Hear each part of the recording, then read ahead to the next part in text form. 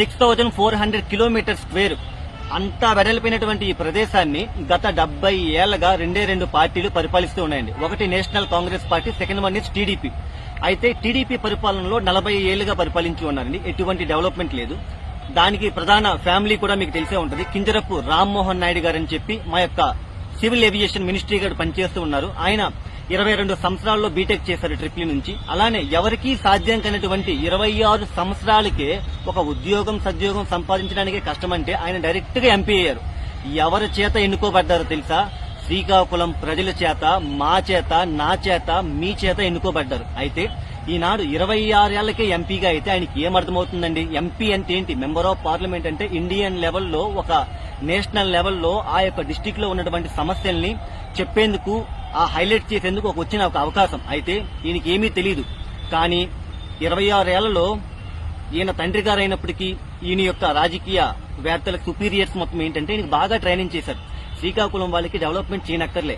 వీళ్ళకి irrigation department లో ఆ వంశధార నది నుంచి ఆ ఇచ్చాపురం వరకు, అంటే శ్రీకాకుళం దగ్గర నుంచి ఇచ్చాపురం వరకు పూర్తిగా ఇలా లైన్ గీసేస్తాం, ప్రతి ఒక్కరికి పాడి పంటలు మంచిగా పండిపోతాయి, మీ అందరు రిచ్ అయిపోతారని చెప్పి కబుర్లు చెప్పడం, ఓన్లీ మాటలు చెప్పేందుకే. ఒక్కసారి ఆలోచించండి, గత 15 సంవత్సరాలుగా ఈయన పరిపాలన ఉంటే ఏం చేశారండి ఈరోజు చెప్పండి?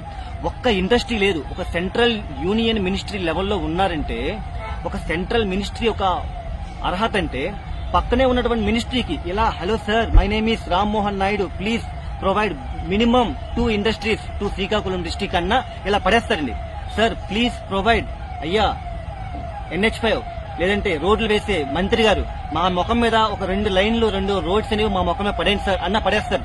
అయ్యా టూరిజం డెవలప్మెంట్ చేసేవారు ఒక 2 మా బారువా ప్రాంతంలో, మా ఆమదాల వలసలో, మా రట్టి ప్రాంతంలో, మా ఈ సోంపేట పరిసర ప్రాంతాల్లో ఒక టూరిజం హబ్ ని డెవలప్ చేయండి అని చెప్తే ఇలా పడేస్తారు. అట్లాంటివి ఏమీ చేయరు, మాట్లాడరు, చేత కాదు. ఇట్లా డెవలప్మెంట్ కోసం ఏమీ లేదు. కానీ ఎక్కడో పాతబడినటువంటి వీళ్ళు ఆపినవే, వీళ్ళు చేసినవే సగం ఆపుంటారు. మరొక 15 సంవత్సరాల తర్వాత వీళ్ళందరూ వీళ్ళే కంప్లీట్ చేస్తారు, చప్పట్లు కొట్టించుకుంటారు, వెళ్ళిపోతారు. ఈయనకి పూర్తిగా ట్రైనింగ్ చేశారండి. అయితే 26 ఏళ్ల నుంచి ఇప్పుడు అంటే 15 సంవత్సరాలు ఎంపీగా ఉన్నారు. ఏం చేస్తున్నారు సార్? ఈనాడు ఆయన మాత్రం అభివృద్ధి చెందుతున్నారు. శ్రీకాకుళంలో జరుగుతున్నటువంటి మీరు అంటే యూత్, మాకు ఎటువంటి ఆపర్చునిటీస్ లేవు, ఉద్యోగం లేదు, సద్యోగం లేదు, ఎటువంటివి లేదు. ఒక మంచి ఇంజనీరింగ్ యూనివర్సిటీస్ లేవు, మెడికల్ యూనివర్సిటీస్ లేవు, మంచి రోడ్స్ లేవు, టూరిజం డెవలప్మెంట్ లేదు. మంచి రిసోర్సెస్ ఉన్నాయి, మంచి స్కిల్లెడ్ పవర్ఫుల్ యూత్ ఉంది మా దగ్గర, చదువుకున్న యూత్ ఉంది, one of the strongest youth ఉంది. ఆర్మీ, నేవీ ఇట్లాంటి వాటికి వెళ్తారు తప్పించి ఇంజనీర్ గా, ఒక సైంటిస్ట్ గా, ఒక డాక్టర్ గా అవ్వాలంటే కష్టం అస్సలు లేదు. చూడండి, ఇంకోటి చెప్తా, మా శ్రీకాకుళం జిల్లాలో ఒక సచిన్ టెండూల్కర్ పుట్టుంటే ఆయన రోడ్లు ఊడ్చుకునేవాడు, ఏం సపోర్ట్ ఉండదు. ఈనాడు ఒక ప్రైమ్ మినిస్టర్ నరేంద్ర మోడీ గారు చాయ్ అమ్ముకుంటూ మా జిల్లాలో పుట్టుంటే ఆ చాయ్ డబ్బా వరకే ఉండేవారు. ఎంపీ, ఎమ్మెల్యే, సీఎం, పీఎం అయ్యేవారే కాదు.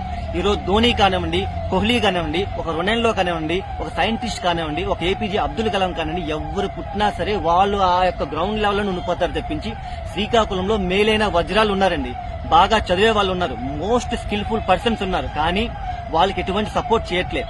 ఈ యూజ్లెస్ సిస్టమ్ డెవలప్మెంట్ ఆయన చేయట్లేదే పూర్తిగా. మినిస్ట్రీస్ ఉన్నారు, ఎమ్మెల్యేస్ ఉన్నారు, పెద్ద పెద్ద నాయకులు ఉన్నారు, బిజినెస్ మెన్స్ ఉన్నారు, ఏ ఒక్కరు కూడా డెవలప్మెంట్ చేయట్లేదండి. So that's why I'm asking you, please support Srikakulam district, please develop us. We don't have proper education, skill development centers, no opportunities to do the job in our own city only, own district లో. మాకు మాత్రం లేదా అండి?